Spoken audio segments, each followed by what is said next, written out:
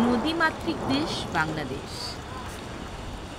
একটা সময় ছিল গ্রাম বাংলার আনাচে কানাচে কিন্তু এরকম সাঁকুই ছিল চলাচলের অন্যতম মাধ্যম।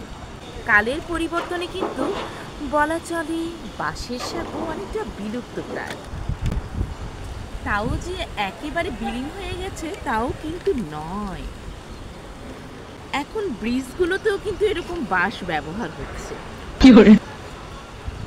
সেই ভালো লাগার একটি মাধ্যম বাঁশের সাঁকো এখনও যেন সেই হারানো স্মৃতিতে ফিরিয়ে নিয়ে যায় অনেককেই।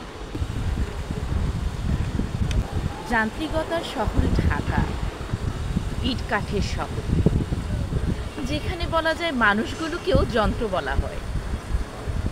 সেই ঢাকা শহরে যদি এমন বাঁশের সাঁকো থাকে তাহলে বিষয়টা কি চোখ কি কপালে উঠে যাবে? না, আমি যে বাঁশের সাঁকোটিতে দাঁড়িয়ে আছি তা কিন্তু ঢাকা শহরে। বলুন তো এই বাঁশের সাঁকোটি কোথায়?